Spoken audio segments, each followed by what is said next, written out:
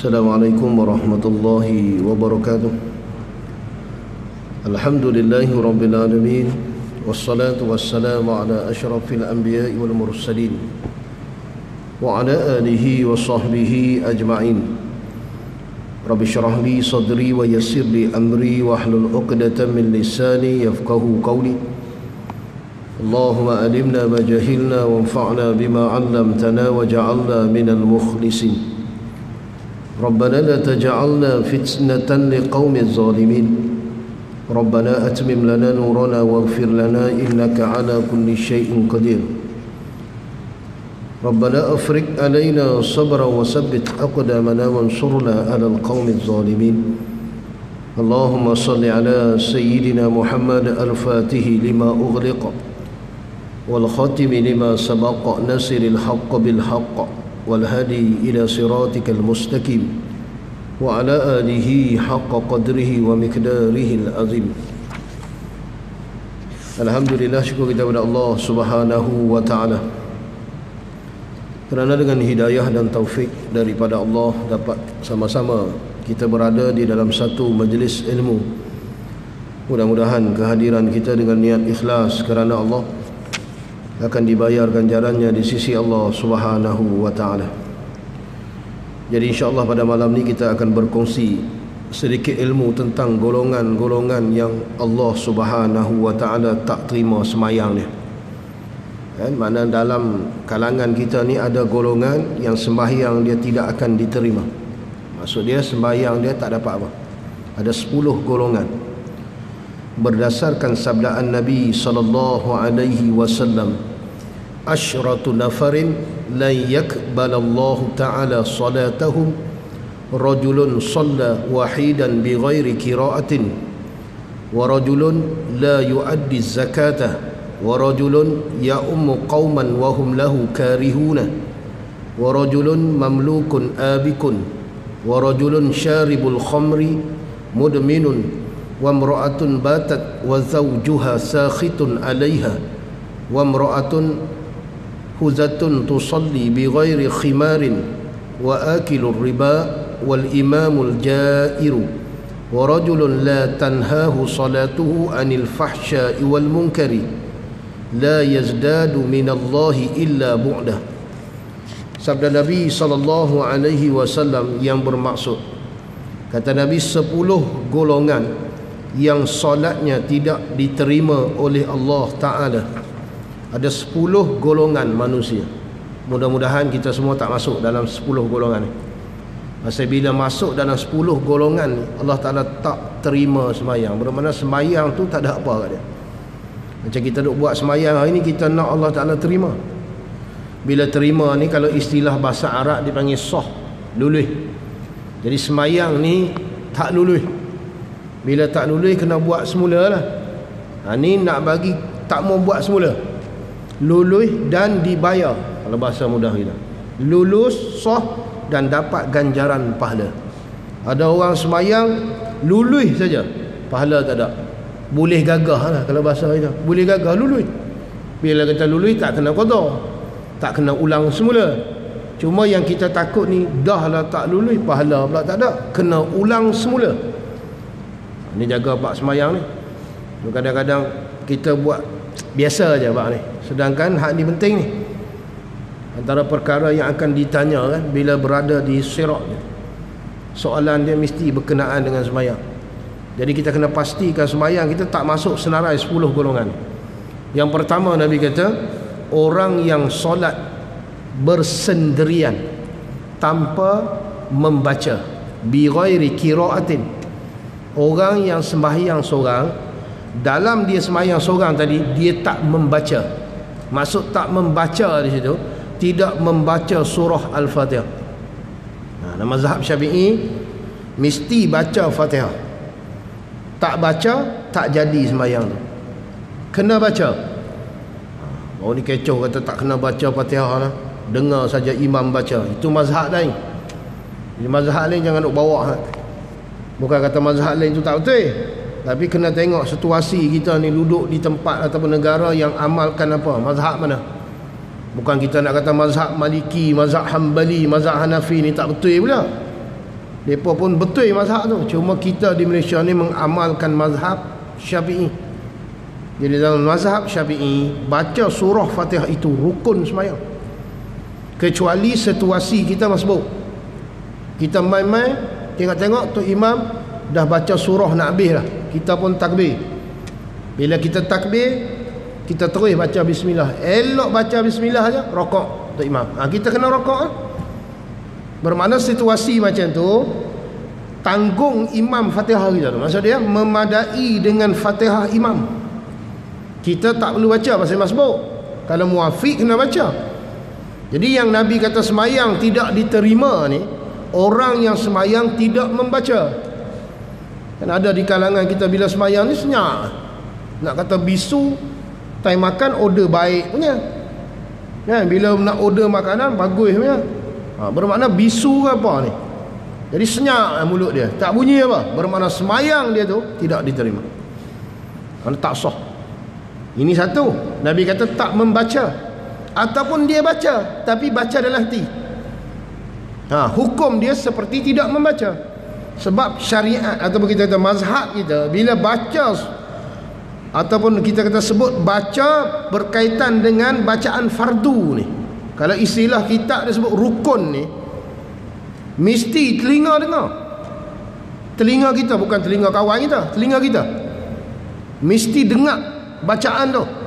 Kalau macam bismillahirrahmanirrahim, mesti dengar. Tak dengar, tak sah. Bila tak sah melibatkan rukun, habislah. Bacaan tu tak jadi. Rukun semayang tu tak cukup. Bila tak cukup rukun semayang, bermakna semayang itu tidak dikira. Tu yang hari ni kalau kita buat semayang, kenapa jadi golongan Allah Ta'ala tak terima ni? Pasal dia baca tu tak dengar. Satu. Yang Nabi sebut tak baca terus. Ni lagi berat ni. Sebab tu kadang-kadang belajar bab rukun tu, walaupun kita nampak alah benda ni biasa. Biasa apa? Berapa ramai orang fail tu. Dalam tak baca satu hal, dia kata yang penting ikhlas. Yang penting kita buat ibadah itu ikhlas kerana Allah. Ikhlas juga labu oi. Tapi yang paling penting tu kena beri jadi. Ikhlas tu memang kita bincang ikhlas. Ikhlas untuk ganjaran pahala. Sekarang ni nak dapat pahala kena bagi lulus dulu. Tu kadang-kadang sembahyang kita tak dapat. Sebab tu kalau kita tengok dalam beberapa kitab lagi disebut oleh ulama ni, sembahyang ni kalau buat cantik, Allah Ta'ala akan bagi berdasarkan sabdaan Nabi ni ada 10 keistimewaan dia. Antaranya, orang yang sembahyang ni wajah dia berseri kalau sembahyang dia diterima, walaupun dia kulit hitam. Jangan marah saya pula, saya sebut kulit hitam ni. Lagi ada orang berasa pula sahabat dia kan, dia mamak tak apalah, memang kulit lagu tu kan. Kalau mamak biasa, tapi ada nur. Apa tu tengok orang sembahyang, walaupun kulit gelap, nur tu ada. Ni kita nur tak ada, sembahyang tak lulus lah tu. Jadi bila tak lulus, tak dapatlah nur. Yang Nabi kata orang sembahyang ni ada nur.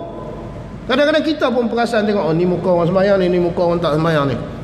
Pasal kita nampak kelam tu. Nampak tu? Itu kena pastikan sembahyang kita ni lulus. Jadi jangan jadi golongan yang Nabi sebut sembahyang tanpa membaca. Kalau bahasa mudah hari ni, sembahyang tapi tak belajar. Yang ni sembahyang tak belajar. Rukun, syarat, wajib, syarat sah, tak belajar. Itu kadang-kadang jadi fail situ.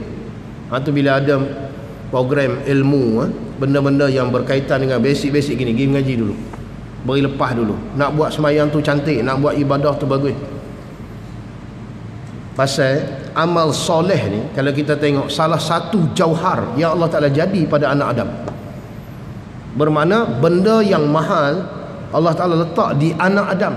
Bukan semua orang dapat. Jin tak dapat. Amal soleh, salah satu dipanggil permata yang Allah Ta'ala letak di anak Adam. Jadi amal soleh yang kita buat antaranya sembahyang. Tapi bila dia tak lulus, tak jadilah amal soleh. Sebab tu Nabi sebut yang pertama, orang yang solat bersendirian tanpa membaca. Biasa tengok dalam syarah kitab dia akan sebut tanpa membaca Fatihah. Ni dalam Kalau kita bincang dalam mazhab kita, memang tak sah. Kalau bincang dalam mazhab lain, memanglah. Sebab kalau kita tengok dalam mazhab Hanafi dan Imam Malik, mazhab Maliki, dan Imam Ahmad, dia kata makmum tetap dihukum sah meskipun tidak membaca satu ayat daripada surah Fatihah. Itu yang orang nak pegang. Mazhab apa? Mazhab Syafi'i kena baca. Nak cerita mazhab lain tak apalah, cerita mazhab lain, tapi tempat tu kena tengok. Ni kadang-kadang kita duk bawa cerita ni, orang beramal mazhab Syafi'i pergi cerita lagu ni. Cerita lagu ni dia tak baca, bila tak baca tak sah mengikut mazhab Syafi'i. Pasal dia ambil wuduk tadi Syafi'i. Dia ambil wuduk berdasarkan mazhab Syafi'i. Jadi amalan sembahyang dia mesti berdasarkan mazhab Syafi'i. Ni dia ambil wuduk Syafi'i, sembahyang ikut Hanafi. Mana boleh lagu tu? Wah, kita duk buat umrah kan, biasa kita ambil wuduk cara Syafi'i. Bila batal wuduk, niat ikut mazhab lain. Bila bersentuh tu, kita niat ikut mazhab lain. Boleh? Ni benda nak belajar ni. Jatuh kalau kita bab semayang ni, kena betul-betul ngaji betul-betul dalam mazhab kita lagu mana. Sebab tu baca Fatihah itu untuk sah. Dan bacaan sunat dalam semayang, kalau kita baca telinga kita tak dengar, bermakna tak dapat pahala. Jaga tu. Bacaan fardu untuk luluh. Kita baca Fatihah, dengar, jadi Fatihah kita diterima, kemudian dibayarlah. Kalau bacaan sunat, contoh sunat dalam rokok tu, kita baca tasbih rokok tu, kita baca tasbih dalam sujud tu kan, kita takbir intiqalat tu kan, kita sebut Allahu Akbar, kita sebut tu tak dengar, bermakna tak dapat pahala. Nah, benda sunat kita baca untuk dapat pahala, tapi telinga kita tak dengar, tak dapat. Itu sembahyang tengok benda-benda yang kita kena faham. Jadi jangan katakan dengar ni, dengar tahap mana? Telinga kita. Bismillahirrahmanirrahim. Alhamdulillah. Bukan suruh satu kampung dengar. Telinga kita dengar bacaan. Dan bacaan sunat pun bagi dengar juga. Sebab tu tengok mana-mana masjid surau kadang-kadang, bukan kita tak pernah jumpa, takbir tepi kita, takbir pun tak bunyi. Tuan-tuan fikir tengok macam mana semayang dia tu boleh cegah dia buat benda keji ni. Pasal semayang dia pun tak lulus. Angkat tangan ni bukan main. Nampak urat tu. Tu, angkat tangan. Dapat pahala tak angkat tangan? Dapat lah, tapi tak bunyi takbir tu. Bermakna tak reti tu. Mungkin time mengaji tu dia tidur atau dia tak mai. Tuan-tuan fikir tengok. Jadi kesian tak kat dia? Kesian lah.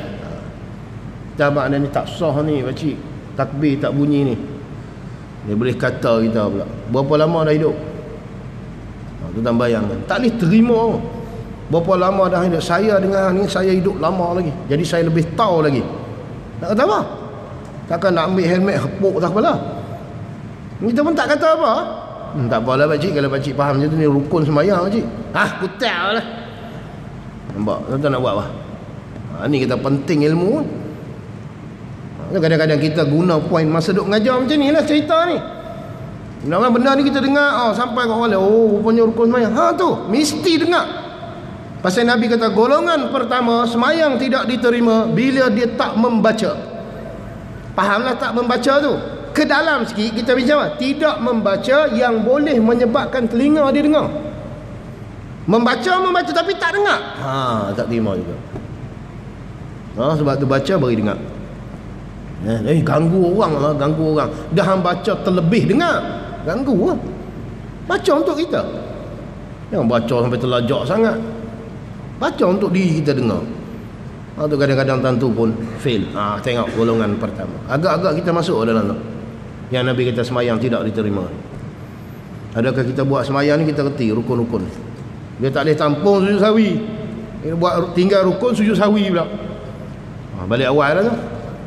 Yang tu lagi jam.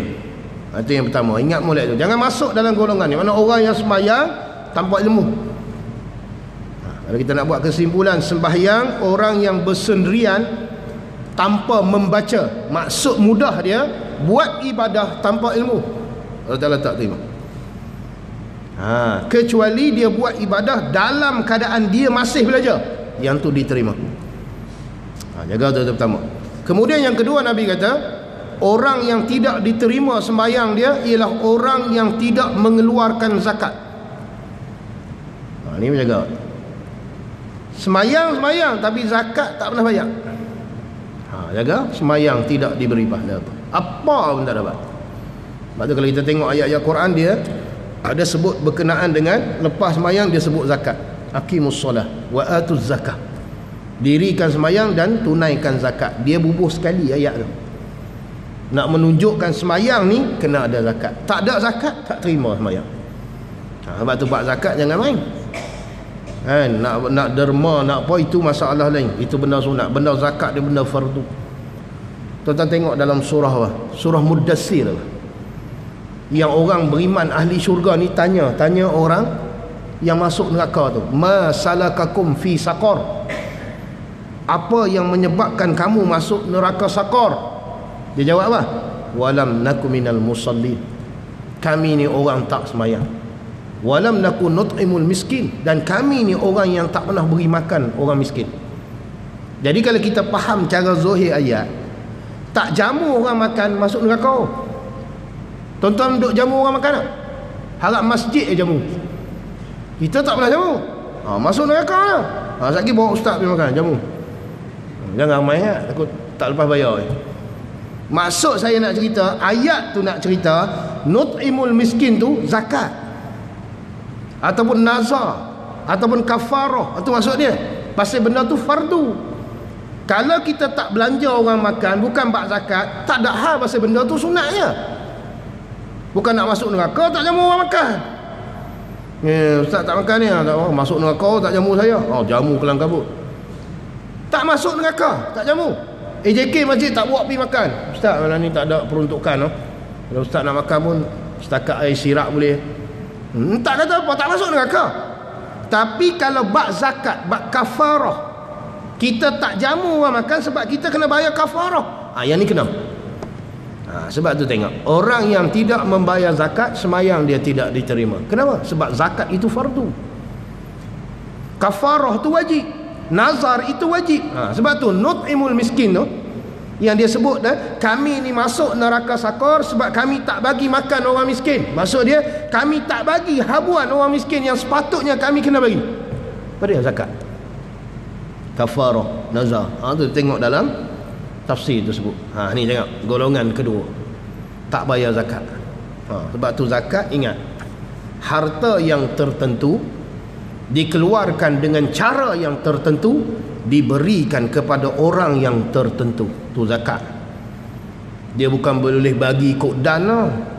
Ni zakat saya. Orang yang nak bagi tu mesti orang yang tertentu. Makna dia asnaf. Sebab tu nak keluar zakat, duit tu ataupun bahasa kita mudah, barang yang nak keluar zakat ni mesti harta yang tertentu.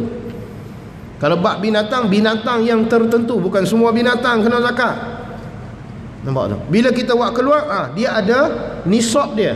Tertentu, banyak ni nisab dia. Kemudian bawa tu bagi kepada orang yang ahli dia. Sebut orang yang tertentu. Tu zakat. Baru lepas. Jadi golongan kedua ni tengok berapa ramai orang yang sembahyang tapi zakat dia tak bayar. Sebab tu kena main peranan ni, bab-bab ni. Tu Perak ni antara yang terbaik lah bab zakat ni. Sebab satu, pasal dia main peranan dekat khutbah. Ingat ada dulu khutbah. Dan ni cuba khutbah ni lain sikit lah. Sebab PKP kan. Sebelum ni tuan-tuan dengar tak khutbah kan, dia baca duk berdoa untuk orang yang penyumbang, penderma zakat. Masa nak dulu khutbah?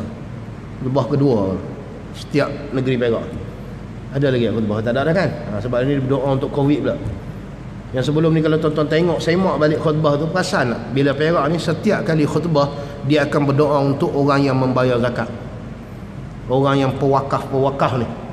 Nampak tu? Nampak tu sumber. Tengok tu, kadang-kadang main peranan tu, benda tu. Yang orang duk dengar hari-hari, bayar. Ni tak ada lah. Tapi nak sebut tu salah satu cara. Bila abang mau buat macam mana cara nak beri orang ni sedar bab zakat ni penting. Tu kadang-kadang buat program zakat lah, apa, zakat bergerak dah hak kereta tu, daripada pergi kutip zakat tu. Tu macam tu. Pasal benda wajib. Pasal dia melibatkan semayang tidak diterima kalau zakat tak bayar.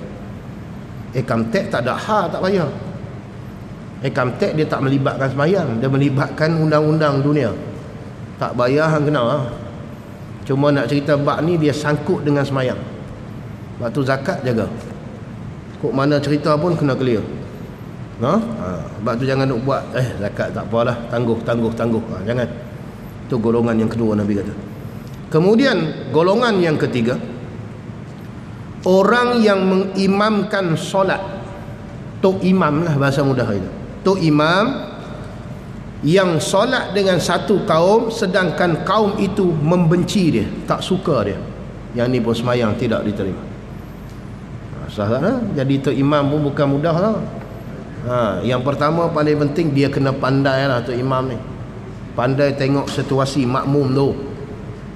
Ini saya duk pergi satu tempat tu, setiap kali semayang maghrib nak pergi kuliah tu, tok imam mesti baca surah kau-kau ni. Kita duk geram tak kira dah. Dia duk baca surah panjang. Hari tu dia baca kan, was-sama izatil buruj. Aku tak pergi. Bukan kita tak suka panjang tu. Panjang tu baca isyak sekali lagi. Dia pergi baca maghrib surah tu. Jam tu. Kita bukan boleh lama kuliah. Tak lagi nak kena berhenti dah. Tak berhenti lagi 1000 lah. Kan? Bayangkanlah. Dia pergi baca surah. Sedangkan kita duk cerita hari ni, yang semayang maghrib, waktu dia singkat. Baca surah pendek-pendek je. Ambil daripada wadduha, turun ke bawah. Itu yang afdal dia. Ambil daripada wadduha, turun ke bawah. Jangan wadduha naik ke atas, turun ke bawah. Macam baca tadi tu. Imam pandai lah tu.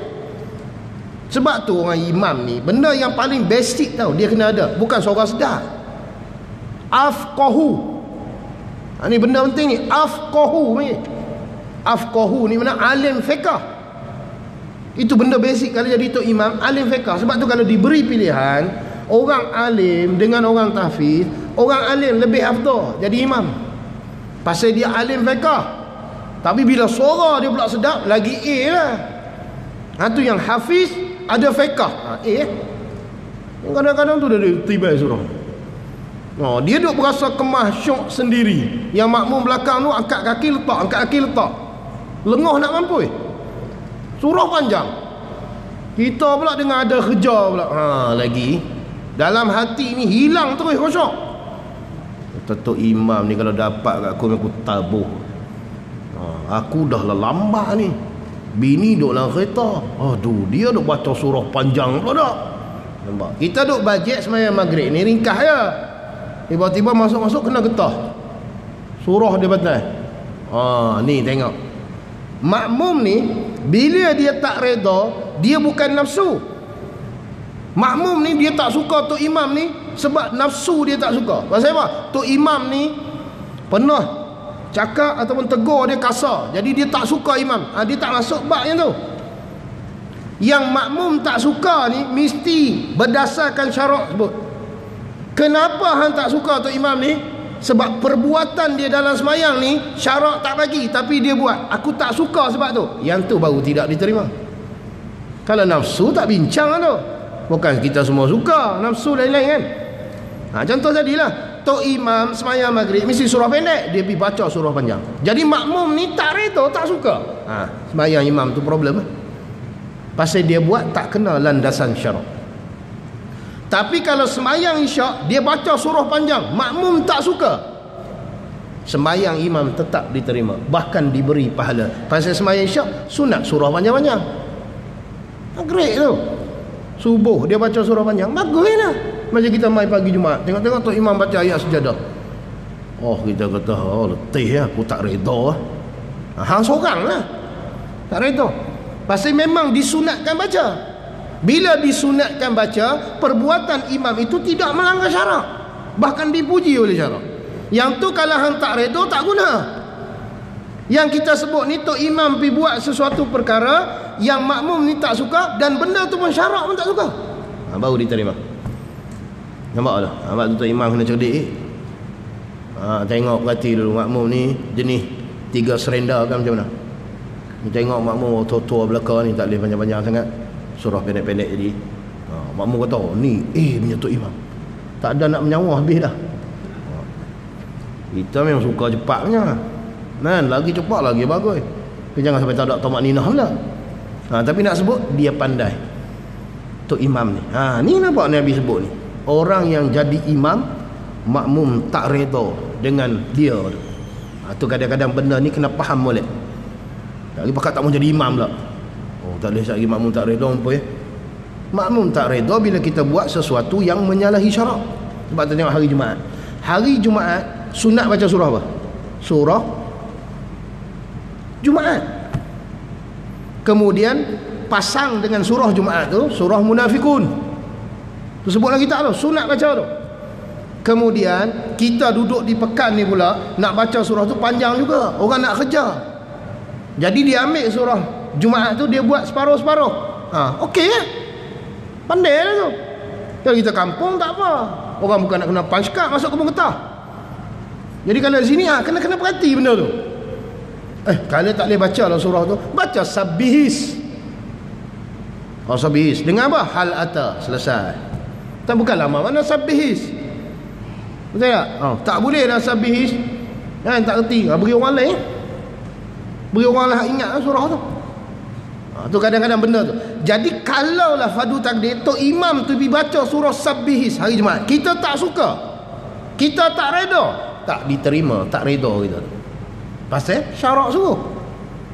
Tu. Jadi kalau dia buat sesuatu yang macam tu, yang bukan syarak suruh, kita tak reda, diterima. Bila diterima tak suka kita tu, tak reda kita tu, masalah imam ni semayang dia berat. Tu kena perhati tu. Kita imam tu. Tu kena pandai lah. Takut jadi macam ni. Golongan yang Allah Ta'ala tak bayar satu sen pun semayang dia. Bila dia jadi imam, makmum ni tak suka, tak reda. Jadi faham molek tak reda tu lagu mana nah?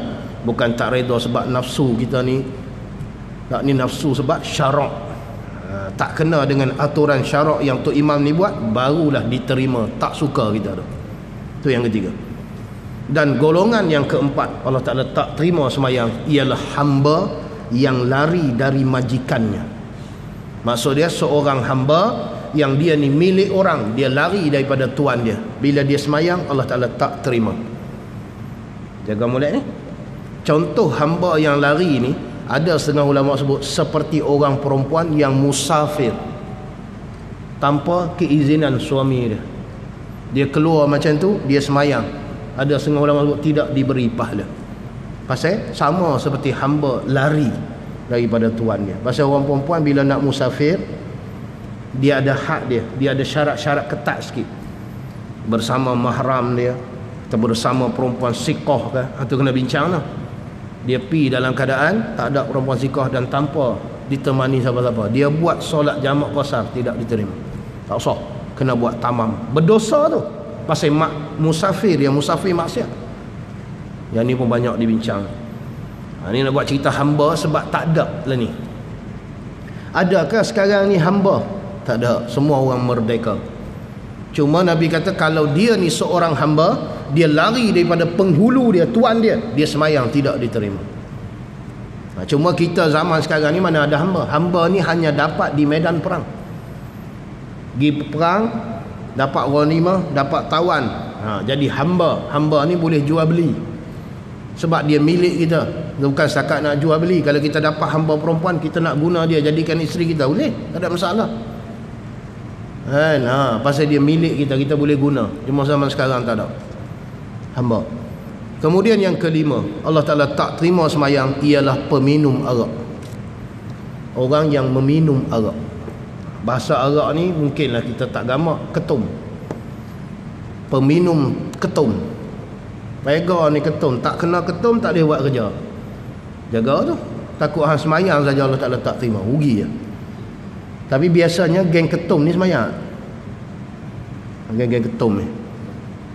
Ketum hak biasa kalau duk campur-campur hak tu lah. Hak duk campur warna pun jadi lain macam tu. Bau dia busuk tu. Yang tu memang kaki-kaki ketum jenis ni tak semayang. Hak jenis ketum hak ni macam ni. Ha ni. Resih. Hak orang tua-tua nak minum sikit je. Sakit urat belakang minum tu, rebus daun, minum ayak tu. Ada ubat. Kan ada orang duk minum kan. Yang tu bukan untuk khayal. Lepas tu dia ada sukatan minum dia. Baru dia tak mabuk. Ini dah campur buat batuk lah. Kan, campur lilin pun ada. Gila betul. Lilin tu dia potong. Jangan kata saya duk try pula. Dia potong lilin ni. Ni hak buat pengakuan ni, tukang hak cerita ni. Dia dulu kaki ketum.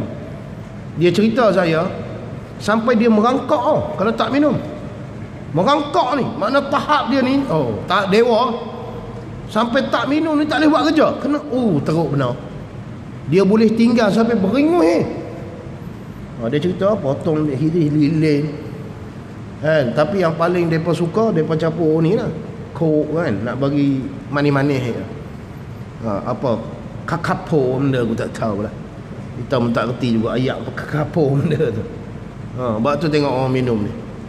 Lepas tu mari akhir zaman pula nak bagi nampak benda ni tak berdosa, dia ubah nama. Tu ketum tu dia ubah nama. Tu yang diperlih tak panggil ketum, panggil cokoroi apa? Dia panggil cokoroi.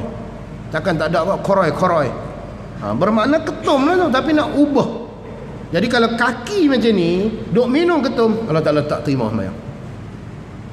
Jaga molek tu. Sebab tu bab khayal ni, kiyah dengan arak ni, orang yang hisap benda-benda yang mabukkan sama, Allah Ta'ala tak terima. Lebih lagi mode minum mengekali, kerap duk minum, jangan. Tu golongan yang kelima. Kemudian golongan yang keenam, kata Nabi SAW, tidak diterima sembahyang dia ialah isteri. Orang perempuan yang dia ni lalu malam tu dalam keadaan suami dia tak redha. Makna dia seorang isteri buat sesuatu perkara yang menyebabkan suami dia ni tak suka, tak redha, dia sembahyang tidak dibayar apa pun. Waktu orang perempuan nak beringat sikit, jangan buat sesuatu yang menyebabkan suami ni tak suka. Sebab tu bila nak buat, cerita dulu. Abang, bolehkah saya buat macam ni abang? Abang suka tak? Tak ada masalah, buatlah. Tak apa.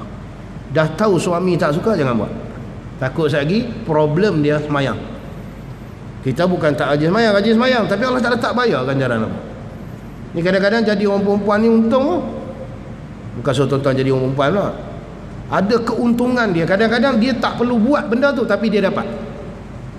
Macam tuan-tuan main malam ni kan. Tuan-tuan main mengaji malam ni, main semayang malam ni, baju yang tuan-tuan pakai tu, siapa yang setrika? Isteri kita. Jadi ibadah yang kita buat guna baju yang dia setrika, dia dapat tau. Nampak tak? Dia tak mari, dia duk layan drama Korea ke benda di rumah tu, ataupun dia duk mengasuh anak tu.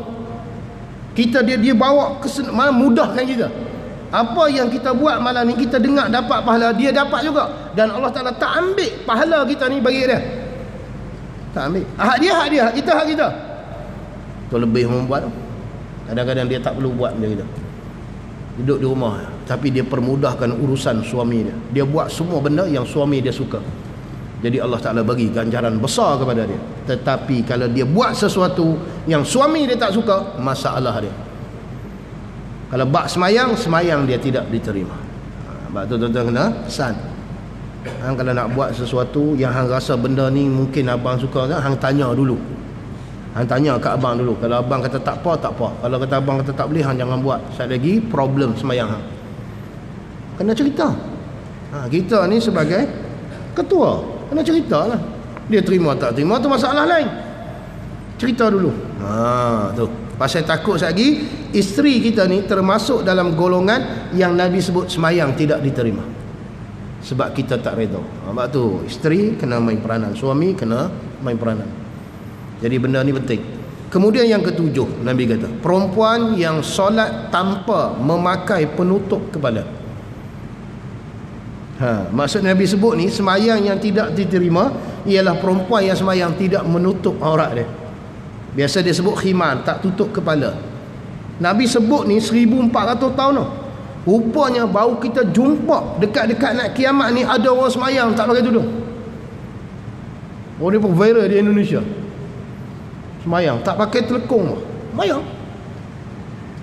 Rupanya hak Nabi cerita tu jadi. Tuan-tuan tengok. Hari ni tak pakai kain telekung tapi ada tudung, itu lain cerita. Ramai orang semayang lagu tu dia tak bawa kain telekung, jadi dia semayang tudung dia labuh kan, tutup aurat apa semua, pakaian dia pun labuh, jubah apa. Dia boleh semayang, tak ada masalah. Yang ni dia tak pakai ni, tok kepala ni. Macam orang ini lah pakai tudung, jambui, kepoi kat depan. Tak ada semayang tu dalam keadaan gitu. Tuan bayangkan hak Nabi sebut. Tak sah. Tak tutup aurat. Syarat sah semayang menutup aurat. Sebab tu kena belajar bab aurat pula. Tu ada hari ni golongan yang semayang buat mudah. Semayang dalam keadaan gitu. Dia kata yang penting kita semayang. Niat kita nak semayang. Pakai macam mana pun Allah Ta'ala tak tengok. Dia tengok kita semayang. Siapa ajak hang? Tak mengaji ke syarat sah semayang? Menutup aurat. Jadi tak ada dekat hang syarat tu. Tak sah. Tu Nabi kata golongan ketujuh, perempuan yang solat tanpa khimar. Jaga tu. Sebab tu pastikan perempuan kita ni pakai. Hang nak pakai telekung Siti Khadijah ke Siti apa pun, itu hang punya pasal. Dia bukan syarat. Siapa semayang pakai telekung Siti Khadijah sah semayang. Kalau Siti Hajar tak sah. Dia tak ada lagu tu. Janji tutup aurat. Hang tak ada nak jenama apa pun, tutup aurat diterima. Yang Nabi sebut ni tak tutup aurat, tidak diterima. Kemudian yang ke-8, golongan yang sembahyang tidak diterima, pemakan riba. Orang yang makan riba, duit bunga, duit interest ni. Sebab tu walaupun seduit, jaga sembahyang tidak diterima. Jangan kata orang hak sembahyang makan riba, hak terlibat dengan riba pun kena laknat. Sebab tu orang tukang sign kan, tukang buat cop, tak kira lah, beri borang, kena belaka kalau bab riba. Kan? Kemudian yang ke-9, pemimpin yang zalim. Lagi satu nak habis. Pemimpin yang zalim semayang tidak diterima. Kemudian nak habis satu kan. Yang ke-10, orang yang solatnya tidak mencegah dirinya daripada perbuatan keji dan mungkar. Semayang tak boleh, buat juga benda maksiat, bermakna semayang dia tidak diterima. Tuan-tuan ingat tu 10 tu. Jangan jadi golongan. Sekadar tu dulu untuk malam ni, insya-Allah. Panjang umur, murah rezeki, kita akan bertemu lagi. Assalamualaikum warahmatullahi wabarakatuh. A'udzubillahi minasyaitonirrajim. Bismillahirrahmanirrahim. Alhamdulillahirabbil alamin wassalatu wassalamu ala asyrafil mursalin. Allahumma ta'ala nabtari fi narzuqna ya rabbi wa sallallahu alaihi wa sallam. Alhamdulillah.